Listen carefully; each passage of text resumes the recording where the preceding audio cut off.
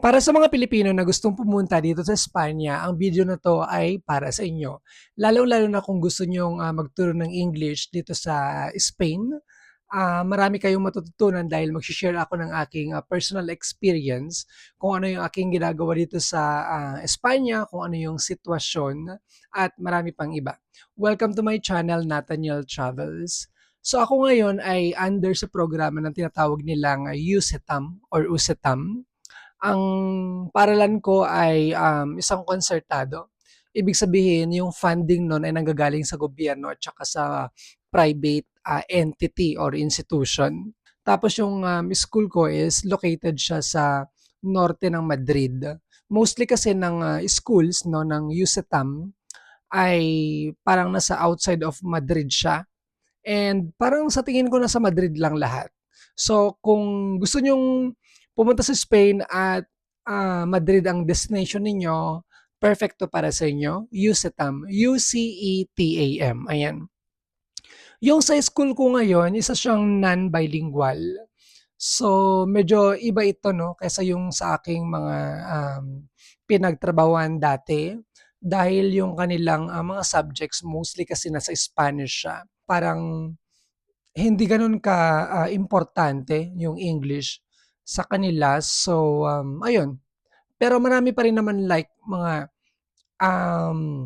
Espanyol na gusto nila na parang mas, ginagamit nila yung kanilang idioma which is Spanish, ayan. Yung school ko ay napakalaki. Siguro yung mga estudyante dun is like mga 1,000 na mga estudyante 'no. Kasi ang dami dun na like nagsisimula sila sa 4 months, tapos primary and then secondary, tapos, meron yung tinatawag nilang bachillerato, and then, formation for professional or yung mga vocational courses. So, sa sobrang dami ng mga estudyante, hindi mo talaga mai-me-memorize yung mga estudyante mo 'no, unless nag-ha-handle ka lang ng isa or dalawang klase, ganyan. Kung iko-compare ko nga mas madami pa yung estudyante kaysa dun sa tao dun sa pueblo or yung munisipyo na kung nasaan yung school. And then yung mga teachers madami din. Um, Maganda yung school actually. Feel ko, mga mayayaman yung mga nag-aaral dun. Kasi like afford nila, na pay ng tuition. Kasi kung halimbawa napupunta ka dito sa public school, mas mura. Parang free tuition ata na may minimal na payment 'no, na bayad siya. Pero kung pupunta ka ng konsertado or private, ibig sabihin kaya mo magbayad or may something, I mean siguro maganda yung estado ninyo ganyan. Yung amenities ng school maganda rin siya, marami ang ganda nung theater nila. Meron silang indoor swimming pool, yung playground maganda. Halos lahat ng, popular sports dito sa Spain ay nandun na 'no, meron silang mga court. Tennis, basketball, football, meron siyang oval, paddle, meron din silang mga ping pong dun, indoor swimming pool. Tsaka yung ground nila guys is yung rubberized para mas ang tawag nito, para mas, ma-avoid yung mga accidents 'no, para sa mga bata lalo-lalo na yung mga ano, primary students tsaka yung mga infantile students, okay. Nilista ko yung mga details dito na gusto kong sabihin sa video na 'to para hindi baka kasi may makaligtaan ako, ganyan. Ano pa ba, yung classroom nila maganda. Kung i-compare ko pa din, sobrang layo niya talaga sa classroom sa Philippines 'no. Mamaya pag-usapan natin about sa classroom. And then meron silang pantry or kung saan kumakain yung mga bata. Meron din silang cafeteria na kung saan yung mga teachers puwedeng, magtumaralgo, magkape or kumain. And meron lang yung parang selective students na puwedeng bumili doon. I think mga high school students lang ata pataas. Yung mga primary students ata hindi pa sila puwedeng bumili dun. Siyempre meron din silang mga laboratory. Meron silang uniform sa school ko. Dito kasi sa Spain, lalo-lalo sa public walang uniform, ayan. So siyempre kung private or konsertado na school mas parang, ang tawag nito, meron silang, anong tawag dito, parang puwede silang mag-decide kung ano yung gusto nilang, alam mo yun, patakaran 'no, sa school. So maganda talaga yung school. Meron sila dun yung parang shop na kung saan yung mga parents ay puwedeng bumili ng mga uniform ng mga bata, ng mga books, ganyan. Sobrang laki ng school talaga. And ano pa ba, meron silang iba't ibang mga department din do'n. Siyempre may nurse, may mga guard, may mga CCTV, meron silang, special education teachers, different heads, tapos ang dami. Parang anong tawag dito, yung kanilang anong tawag kasi nun, yung parang hierarchy, ang dami talaga, parang nakakahilo. And, dito is siyempre kahit naman sa public, yung mga estudyante hindi sila naglilinis. Hindi ko lang alam sa Pilipinas kung until now naglilinis. Pero nung time kasi namin naglilinis kami sa school, yung para may toka-toka ba na cleaners of the day, ganyan. So sila dito may cleaner sila. So ro-roam yung tagalinis, ganyan. Parang, madami ata yung cleaners nila, may toka-toka din sila, ganyan. Pag-usapan naman natin yung mga estudyante ko. So, dito meron silang, infantile group. Parang dalawa ata yung group ng infantile, yung 4 months hanggang, 2 years old. Tapos 3 years old hanggang 5 years old or yung preschool. So, hindi ako nakatoka dito sa group na 'to, which is sa ibang school puwede kang, mag-tour ng English sa kanila.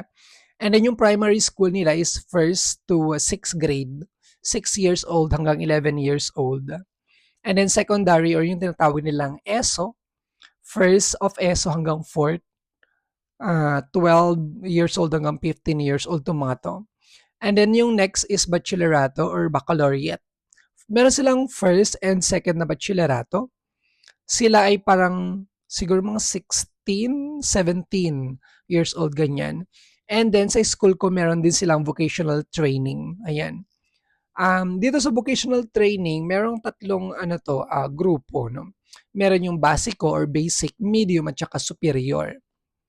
Normally siyempre sa school ko kailangan nilang magbayad ng tuition dito and feel ko mas mahal siya. Pero kung halimbawa sa mga public schools, yung basic at saka medium parang free tuition ata yang ganyan or merong available na scholarship, ganyan. Etong vocational training na 'to or courses, ito yung tinatawag nilang formasyon professional. And sa school ko parang most nilang ino-offer nila is sports. Maraming types of sports nun, yung mga different activities, ganyan. Puwede silang maging, coach or trainer ng football or any other sports, ganyan. Tapos ang napansin ko sa school ko is like different, groups like primary, secondary, ganyan. Iba't iba yung number of hours ng kanilang English.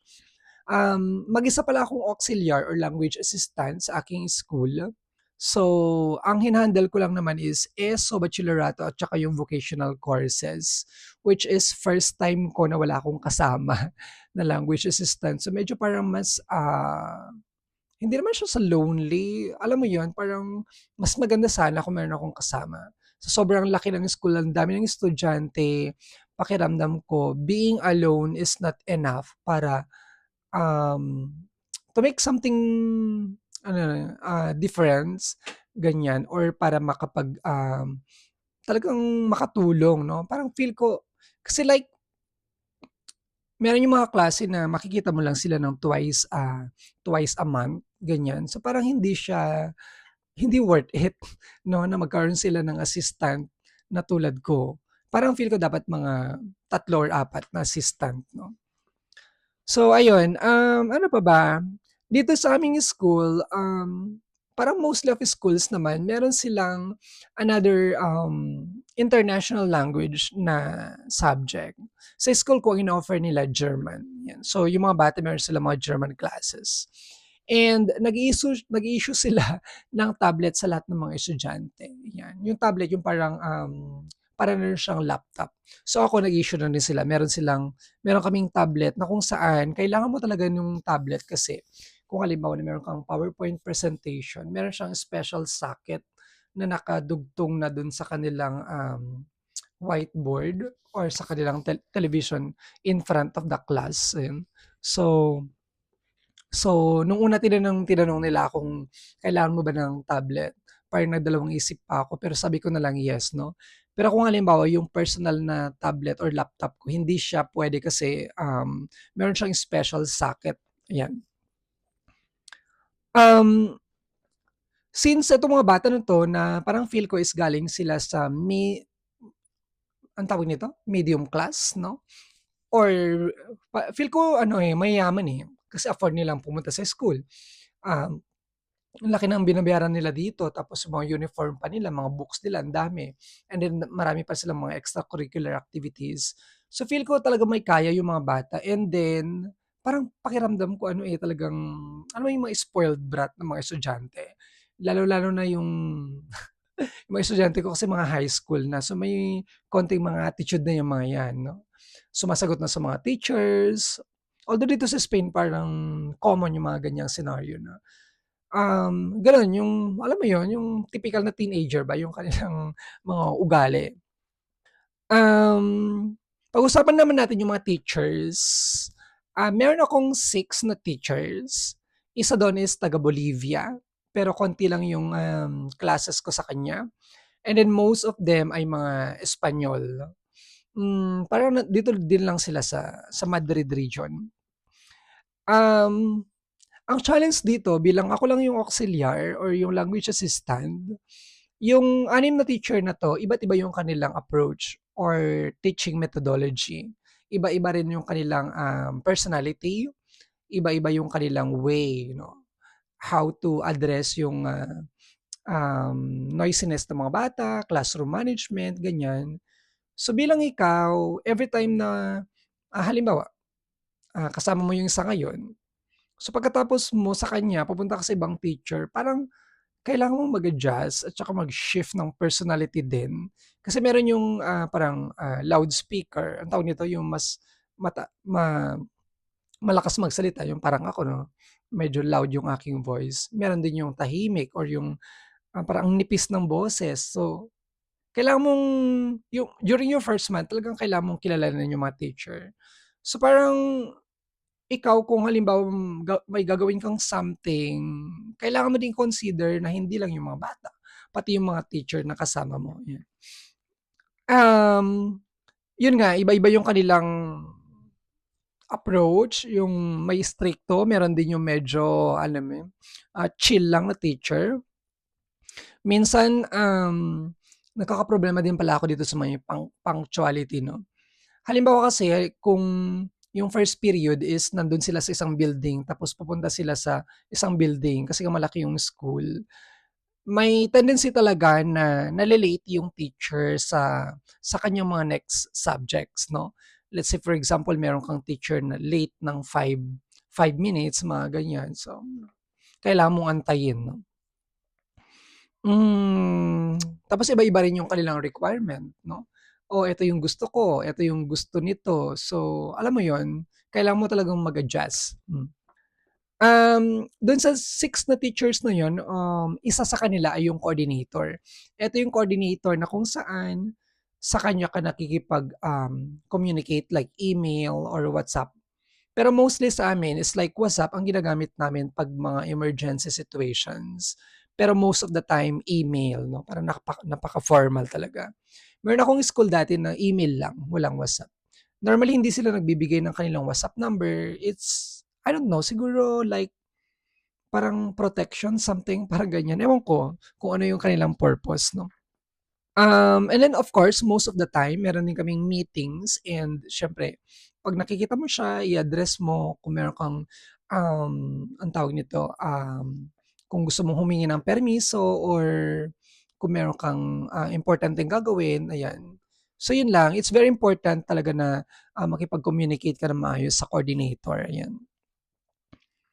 And then, parang sa Pilipinas din meron din silang tinatawag na tutorya or yung parang klase nila although nagtuturo pa din sila ng iba't ibang subjects sa iba't ibang mga estudyante, sa iba't ibang level ng, estudyante. Pag-usapan pala natin 'tong substitution. Kasi minsan guys, meron yung time na yung teacher mo, which is English teacher 'no, wala. Halimbawa meron siyang, meeting na pinuntahan, may training or let's say may sakit or kailangan ng management. So, ahead of time yung management naman gumagawa sila ng paraan. Kaso most of the time yung substitute teacher is Spanish. So, hindi siya marunong, mag-English. At that time, ikaw yung magte-take over dun sa klase, which is dapat, alam mo na how to manage the class. Sa akin, yung technique ko diyan or yung strategy ko is sinasabihan ko yung substitute or even yung kahit yung mga teachers ko 'no, na ako na bahala sa lesson pero when it comes to disciplining the students, ikaw na 'no. Kasi mahirap pong mag-discipline ng mga bata lalong-lalo na kung sanay sila na Spanish, yung the way na i-discipline sila ng mga teacher. Kahit na magsigaw-sigaw ka pa sa kanila ng English, na parang quiet, quiet or silence, parang feel ko hindi nila mage-gets 'no, or hindi sila sanay. Alam mo 'yun, iba pa rin 'pag yung Spanish, ayan. Ano pang dapat nating pag-usapan sa teachers? By the way guys, kung meron pala kayong question, you can go to our comment section. Ito lang naman yung aking personal experience as a language assistant 'no, under USETAM program. Next na pag-usapan natin itong lesson planning or yung activity preparation. Siguro marami sa inyo yung mga future language assistant, curious kung gumagawa ka ba ng lesson plan, ano ba yung activity na prepare mo or something like that. So yung school ko guys, wala kaming ibang subjects na hindi English 'no.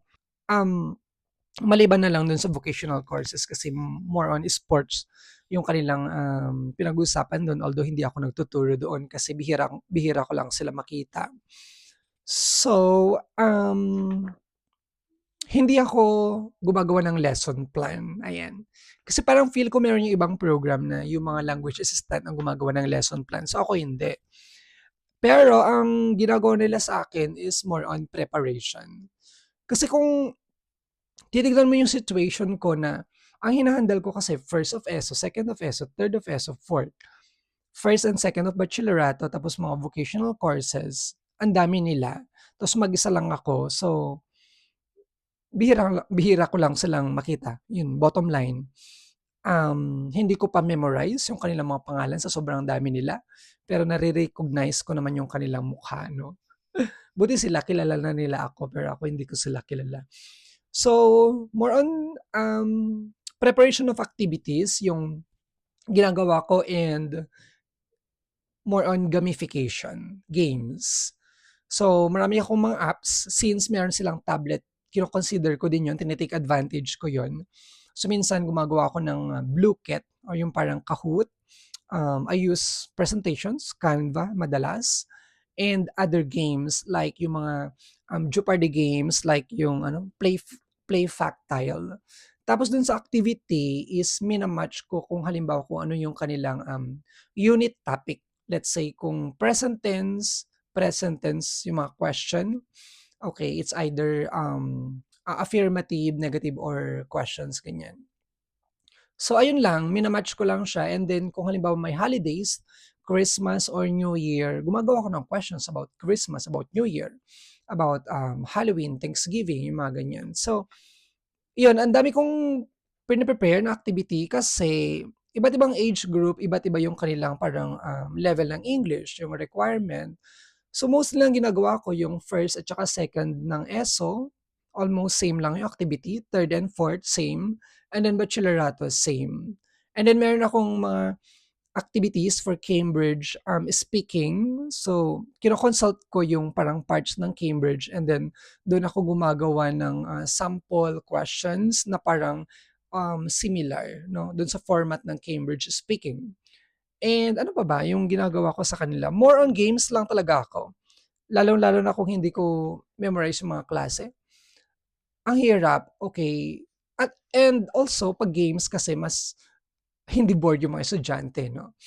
Mas, happy sila, mas fun 'no, yung environment. So, kailangan mo din consider talaga na, yung mga estudyante dapat yung ginagawa mong activity student-centered siya, ayan. By the way, hindi ako graduate ng teaching sa Philippines. So, before moving here, wala akong masyadong idea 'no. But then from time to time, nagkakaroon ako ng experience, dun ako, parang, anong tawag dun, parang nagiging pro pagdating sa class handling and, giving activities, ganyan. Ang dami mo kasing kailangang i-consider, eh, kung, gaano ba ka ano ba yung level ng mga bata, ilan yung number of students, magwo-work ba 'to, ano yung outcome ng activity, okey ba sa kanila 'to, mage-gets ba nila, alam mo yun? Pero like all of the activities na ginawa ko na games, nag-enjoy naman sila lalong-lalo yung ano, anong tawag dito, sa tablet 'no, Bluecat yung parang Kahoot siya. But then parang meron din parang, negative side of using the tablet all the time. Dapat more on parang halo na digital at saka traditional yung, mga activities or yung approach mo, ayan. And then guys, ang isang subject nila is 55 minutes. So kung halimbawa, again, yung mga teachers minsan iba-iba. Minsan nag-i-strategize kami. Let's say for example, dun sa 55 minutes na yun, o 20 minutes sa teacher, and then the rest sa akin. Or possible naman na akin lahat yung the whole 55 minutes. And then, yun, kailangan mo talaga na mag-plan ahead. So, sa programa na 'to, sa USETAM, normally 'pag, off ko or meron akong free time, nagpe-prepare talaga ako ng aking mga activity. Although binibigyan naman nila ako ng 1, 2 'ata na parang session 'no, for, activity preparation. And meron din akong marami ako sa akong free time 'no, pag-usapan natin 'yan. Kaya do'n ako gumagawa ng, activity. Okay, let's go to classroom. Normally sa classroom, between 20 to 25 students yung isang klase 'no. Meron yung klase ko na parang more than 25, ang hirap niyang i-handle 'no, parang mas lalo 'pag maingay sila. And then meron akong isang class sa vocational course na 6 sila or 7 lang ata sila, super kokonti lang sila, ayan. Pero maganda yung classroom nila, talagang modern 'no. Hindi pa kasi ako nakaka-visit ng classroom ngayon sa Philippines. Matagal na rin akong graduate do'n. But then, sa classroom nila merong projector, merong, whiteboard, merong blackboard din, and then do'n sila nanonood ng mga movie, mga ganyan. So, modern siya. And then may heater siya, ginagamit, namin every winter or ngayon. And then every room meron siyang locker, merong locker yung mga bata. Meron din yung peg kung saan nilalagay nila yung kanilang mga, jacket dun sa likod ng classroom. Hindi gano'n kalaki yung classroom pero, okey na rin siya for 25 students 'no or 20 or 25 students. Okay, ano pa ba? Hmm, pag-usapan naman natin yung schedule ko. Alam ko marami sa inyo naku-curious kung ano ba yung schedule ko 'no, as a language assistant. Yung USETAM guys, nag-o-offer sila ng 18 at saka 26 na teaching hours. So yung binigay nila sa akin is 26 dahil mag-isa lang ako dun 'no, 26 hours and then parang isang oras dun or isang oras is for the preparation of the activities and then yung isa is yung meeting, department meeting. Yung schedule ko Monday to Friday dito sa USETAM. Sa public kasi parang Monday to, Thursday lang siya or Tuesday to Friday, parang ganyan 'no. Parang 3 yung off mo. Pero sa akin 2 lang yung off, which is Saturday, Sunday, and then from 9 to 5 yung aking schedule. So medyo mas, ma madami yung time ko, ayan. Normally from 9 to 11:45 tatlong subject yun na tig-fi-55 minutes, and then meron kaming break from 11:45 to 12:10. So 25 minutes 'yun. 25 minutes ba? 15:25 ayun. And then merong dalawang period ulit and then another break of 15 minutes and then tatlong period, bago mag 5 o'clock, ganyan. Or until 5 PM, ganyan. Marami akong break time actually. And marami rin akong parang included yun sa time ko na na wala ako sa classroom 'no. Halimbawa kung merong, exam yung mga bata, meron silang unit exam, global exam or yung parang term exam nila. And kung nanonood sila let's say for example ng, movie at hindi nila ako kailangan sa classroom, so lalabas ako. Parang additional free time ko na yun. Normally pumupunta ako ng library, gumagawa ako ng activity or personal things, yung mga ganyan. So, medyo chill, for me, okey. Kasi ang dami nilang ginagawa dun, yung mga activities nila. Halimbawa kung merong mga special events, kung meron silang preparation na exam, halimbawa yung EBAW. EBAW is like yung kanilang, entrance exam for the university, mga ganyan. So, ang dami nilang activity and normally naka-cancel yung klase or let's say wala kaming klase 'no, kasi nga meron silang ginagawa na another activity. Kung meron silang field trip, wala din. Or yung tinatawag nilang excursion, meron diyan yung parang local or international. Meron silang mga international na, trip. Let's say kung halimbawa yung may mga German classes, pumunta sila ng Germany and some of them pupunta ng London, ganyan. So, ayun, less yung aking students or possible na wala akong pasok para ganyan. Marami silang activities, also ski. Ngayong January ata or February, yung iba sa kanila pupunta ng ski. So, mababawasan ako ng mga, estudyante. Minsan meron silang marathon nung December ata yun, wala rin akong pasok noon. So, ayun medyo chill siya guys and then, ano pang gusto nating kung meron kayong question 'no about school or whatever, you can go to our comment section. Um, ang isa pala sa pinaka, gustong-gusto ko sa aking school ay yung free lunch. Yes, libre yung lunch ko doon. So, additional tipid na rin yun, sa parte ko. Pero depende yun sa school, hindi lahat ng school actually is merong free na lunch, ayan.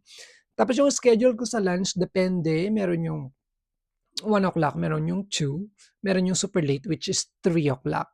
Pero ang ginagawa ko, siyempre tinitignan ko yung aking, ang tawag nito, kung gutom na ba ako or ano. Even dun sa free time ko, kumakain na rin ako. Basta puwede kang kumain dun, from 11 no, from 12:45. Ayun, kung halimbawa free time ko, pumupunta lang ako dun sa pantry and then, kuha ng food kasi libre naman dun, ayan. And siguro ang isang hindi lang maganda bilang isang language assistant, hindi lang sa program ko is 'pag summer. 'Pag summer kasi, let's say July, August, September, walang, pasok 'no. No work, no pay, ayun. So, kung ikaw ay gusto mong mag-stay sa Spain, kailangan mong maghanap ng alam mo yun, ng, income or, resources 'no, kailangan mong alam mo yun. So, normally ang ginagawa ng mga language assistant, it's either nag-iipon talaga sila before summer para may panggastos ba or kumukuha sila ng any job, ayan, mga under the table na job na 'no, mga nannying or kung ano-ano na, mga tutor, mga ganyan-ganyan, yan. Kaya super hirap din, at mahirap ipon 'no, sa language assistant dahil nga sa summer walang sahod, ayan. Pero siguro ang isang maganda is like let's say for example December, um, ilang araw ba yung holidays doon, medyo mahaba-haba din siya 'no, parang almost 2 weeks bayad ka dun. And also Holy Week and other, holidays like ano ba, November 1 or May 1 yung mga ganyan and even other holidays, yun ang maganda, ayan. Bayad ka dun. Kasi monthly naman yung kontrata mo or yung babayad sa'yo, hindi naman siya daily 'no, ayun. Sinulat ko lahat ito, before making this video para naman hindi ako masyadong lutang. Actually, medyo tiring yung aking schedule kasi meron pa rin ako mga private classes 'no. Aside from dun is sa school pumupunta rin ako sa mga kliyente ko 'no, sa bahay-bahay nila para magturo ng English, mag-tutor dun sa kanilang mga anak, ayan. And kliyente ko na sila for, years na. So ayun, hindi ko sila parang let go 'no. Meron na rin kasi akong connection sa kanila. Okay, pag-usapan naman natin yung aking effort, effort talaga to go dun sa school. Isa siguro na hindi ko gusto dito sa location ng school ko is medyo malayo siya sa city center and medyo hindi masyadong maganda yung, schedule ng bus na parang every hour siya. Dahil nga yung school ko is nandun siya sa isang maliit na munisipyo or town. So, hindi hindi every 30 minutes or hindi frequent 'no, yung bus. Minsan nale-late pa nga siya. Ito siguro yung hindi ko gusto 'no. Sa Madrid pala 'pag dito kayo na-assign, normally yung mga bus station, yung mga malalaking bus station, 'Pag papunta ka ng north, sa Plaza Castilla. 'Pag papunta ka ng south, Plaza Elliptica. 'Pag papunta ka ng west, Monclova, ayun. And meron naman yung mga malalaking train station. 'Pag pupunta ka ng north, Chamartin. 'Pag pupunta ka ng south, Atocha. South or southeast, ganyan. And if you're going to the west, sa Principe Pio, yun yung mga biggest na train stations and bus stations dito sa Madrid, no? Kasi like again, ang USETAM mostly ng kanilang schools ay nasa outside city center. Pag nasa sentro-sentro ka, ikaw na. Swerte, ganyan. Another question siguro ng mga future languages students ay kung paano maghanap ng apartment. For me, mas gusto ko kasi na naglalakad ako papunta dun sa school. So, ang ginagawa ko pagdating ng placement or yung contract, doon pa lang ako maghahanap ng apartment na malapit siya sa school para walking distance lang. Bakit ko gustong walking distance lang? Unang-una 'pag winter malamig. So, gusto ko like mga 10 minutes before the start of the class 'no, saka pa lang ako maglalakad or lalabas ng bahay kasi malamig. Hindi ko masyadong kaya yung, lamig actually. Gusto ko yung less stressful ba na bago ka makapunta ng school, okay. So, paano nga or saan nga puwedeng maghanap ng apartment? So, based sa aking personal experience, ang una-una ko talagang pinupuntahan is yung application na tinatawag ng Idealista, ayan. Kasi feel ko mas madami yung available na, mga rooms or piso 'no, dito sa Idealista.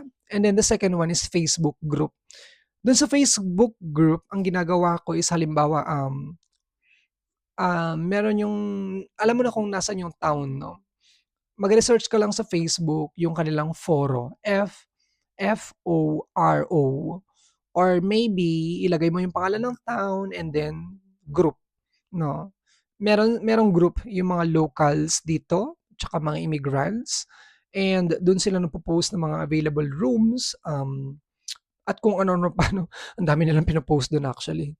The thing is naka-Spanish siya so maganda rin kung medyo may knowledge ka na talaga 'no, sa Spanish bago ka pumunta dito sa Spain para hindi ka ayun, maloko, charot. Um, and another applications na puwede niyong gamitin guys is Nextdoor. Eto is color green 'no. Dito sa Nextdoor hindi lang siya piso or apartment ang puwede mong makita dito, even works and everything 'no, madami 'no. And other applications na puwede niyong, puntahan para maghanap ng apartment, tinrinay ko nga 'tong mga 'to, wala naman akong nahanapan dito. Pero malay niyo 'di ba, kung kayo baka meron kayong mahanapan dito. Fotocasa, Buddy, Uniplaces, Spotahome, Pisos.com, at saka yung mga public post nila minsan sa mga anong tawag nito, sa mga bus stop yung mga ganyan, mga poste-poste. Pero hindi yan parang hindi siya legal ata. Walang permission from the ayuntamiento or yung kanilang town hall 'no. And then mostly talaga is, reference, yung tinatawag nilang boca a boca, mouth, anong tawag nito? Yun, reference. Okay, pag-usapan natin ang USATM program kasi open na yung application. Okay, wait lang, check ko lang dito sa kanilang website dito. So, February 2, meron pa kayong time guys hanggang March 27, open na yung kanilang application. By the way, sa USATM program pala, meron kaming 7 in-person classes sa Universidad Autónoma de Madrid. So, hindi ka lang nagtuturo ng English. Meron ka ding classes na at the end of June, parang ganyan, or around May, magkakaroon kami ng credits and makaka-receive kami ng certificate from Universidad Autónoma de Madrid, ayan. So, yung campus niya is sa La Corala campus sa La Latina.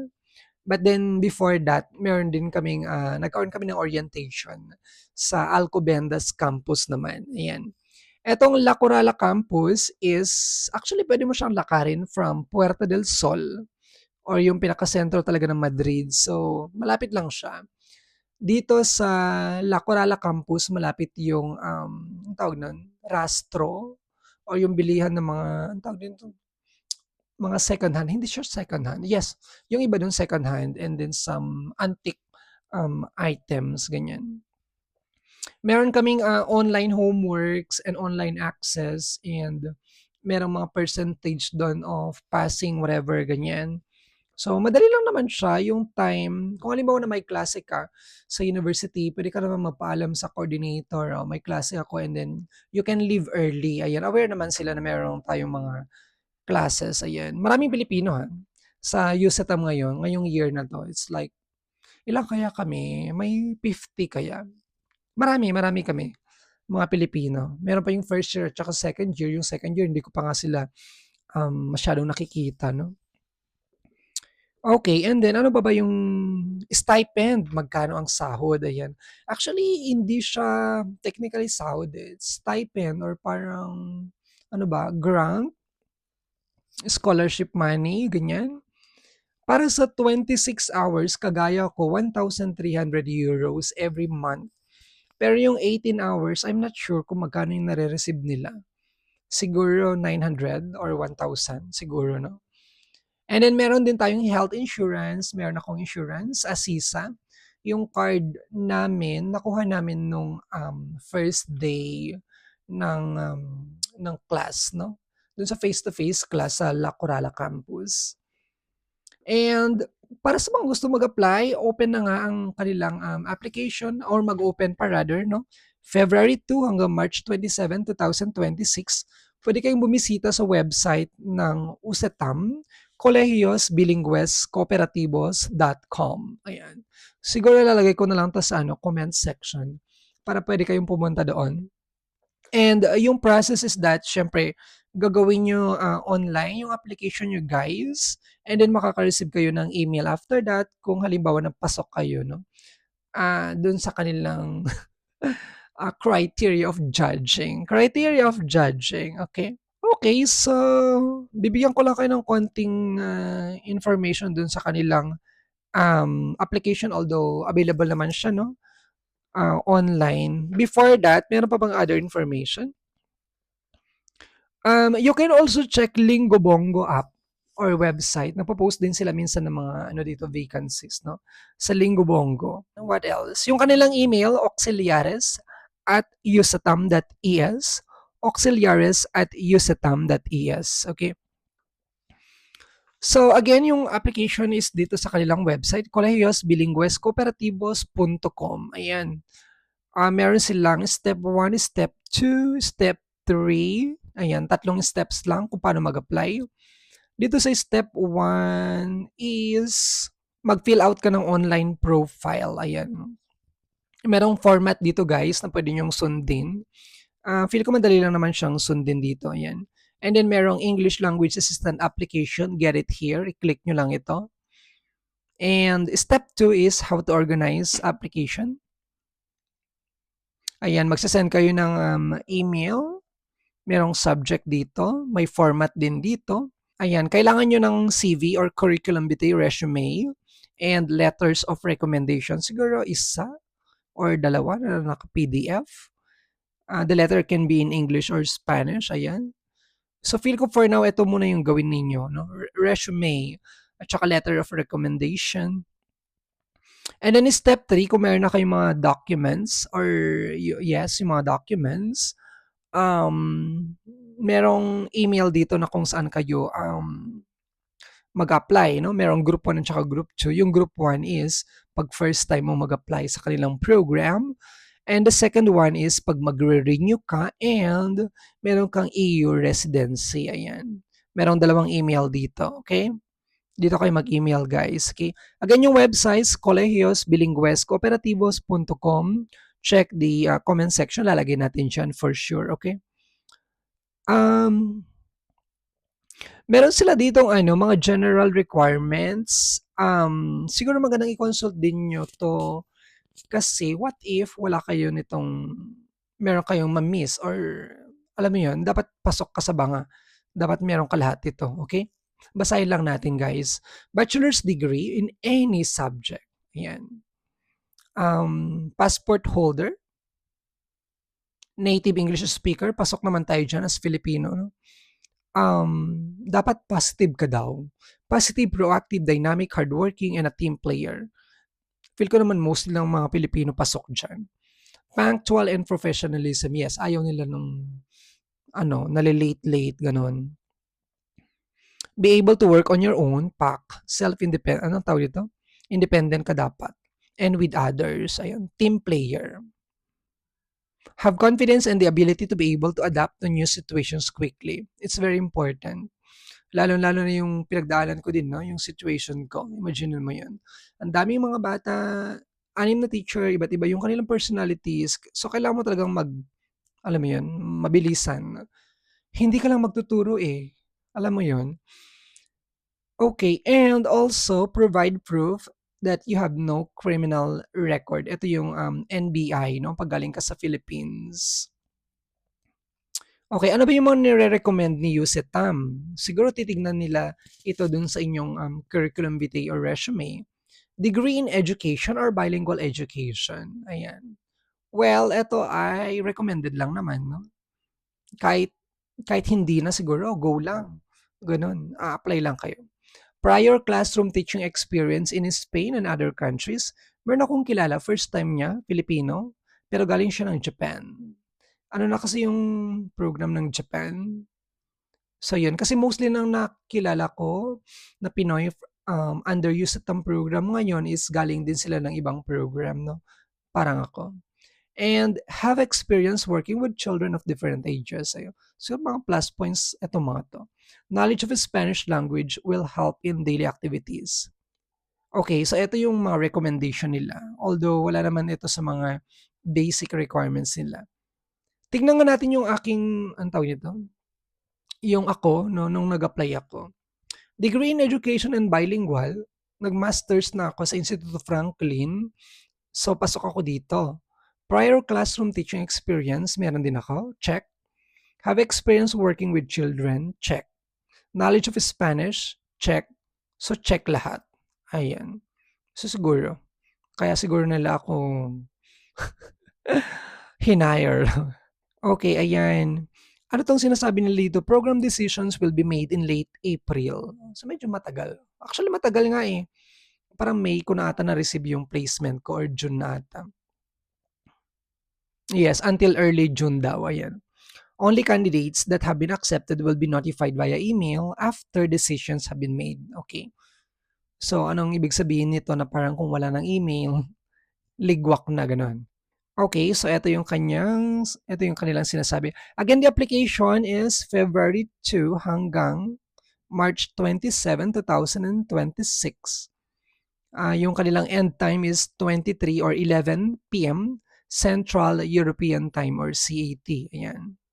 So ayan, again yung website colegiosbilingüescooperativos.com. Ilalagay natin yan sa ating comment section. Ayun. So yun guys, yung aking mga personal experience, yung situation ko as a language assistant under USATAM. Medyo pasensya na kayo, medyo parang pagod ako no kasi biyernes na. Well, biyernes ngayon. So medyo pagod tayo, but anyways, I hope na nakapag-share naman ako ng konting information no sa ating mga future language assistant para sa mga aspirant diyan, mga Pinoy na gusto magturo ng English dito sa Madrid, Spain. Sa tingin ko hindi niyo man kailangang maging super perfect na applicant, but then siguro konting effort and kailangan may konting ano ba, may something siguro 'no, dun sa inyong resume or curriculum vitae, lalong-lalo na kung maraming applicants 'no. Parang dapat ano ka, yung hindi naman yung super stand out, pero there's something siguro. Parang 'pag nabasa nila yung CV mo, resume mo, wow, mapapa-wow sila, gano'n. So, okey naman kasi marami namang Pilipino sa program, alam naman nila kung, paano mag-work 'no, ang mga Pinoy. So, ayan. Again, kung meron kayong question guys, go to our comment section and feel free to let me know kung ano yung kung meron kayong clarification on or whatever. What else? Okay, ayan. Kung hindi pa pala kayo nakakapag, follow sa aking, YouTube channel, paki-follow naman, ayan. And pa-share na rin sa mga, friends ninyo baka sila din 'no, meron silang question or meron lang silang gustong malaman 'no, something like that. So, I am doing random, and other videos, sinisingit ko talaga 'no, sa aking schedule although sobrang, dami kong ginagawa, napaka-busy ko talaga. Tapos naisisingit ko pa talaga ang paggawa ng mga videos.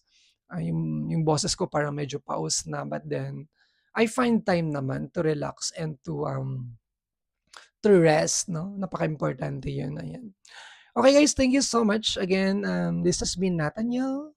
Maraming maraming salamat sa panonood ng video na 'to. See you sa aking mga next videos.